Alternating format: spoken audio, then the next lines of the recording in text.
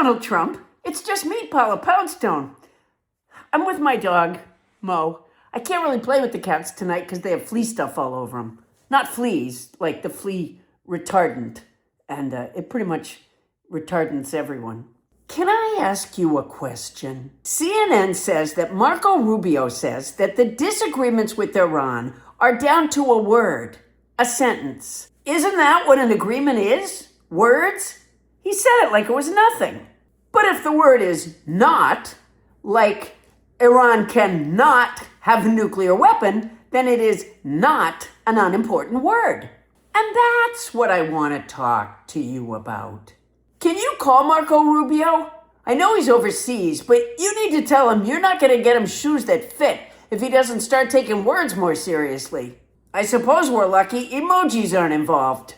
What's he doing in these discussions anyways? I thought your son-in-law Jared and your real estate buddy Steve Witkoff were your crack negotiating team. Remember when Marco Rubio did the response to the State of the Union? He gets dehydrated so easily. He really shouldn't be in the desert. Why aren't you there? You are so good with words. What have you been calling the Democrats in your posts all weekend? The Dumocrats? And you explained to an audience in a speech the other day how lightning struck, and you came up with that. You were thinking that Hakeem Jeffries was dumb, and then you thought of Dumocrats. That is fun with phonics. You told the crowd you only had to replace one letter. You take out the E from Democrats and you put in the U from Dumocrats, but you leave off the B because you don't need it, even though dumb is spelled with a B.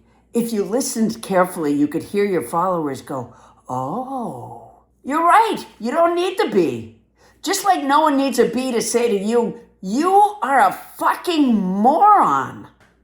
Donald, you know I like you, but you are slipping further and further behind Buchanan, who is ranked by historians the second worst president of all time. And it's because you're a criminal, but also because you can never put yourself in anyone else's shoes. You can put Marco Rubio in someone else's shoes. Do you know what Americans are going to be doing in the months ahead if they're not already doing it? Putting things back. They'll take something that they enjoy, that they used to get without even thinking about it, or something that they need. They'll take it off the shelf in a store, and they'll see the price, and they'll realize they can't afford it. And they'll have to put it back. Or maybe they won't realize it until they're at the register. And their face will burn with embarrassment and frustration, and they'll have to say to the cashier, the clerk, could you put it back? You've probably never even grocery shopped, but you've absolutely never had to put anything back.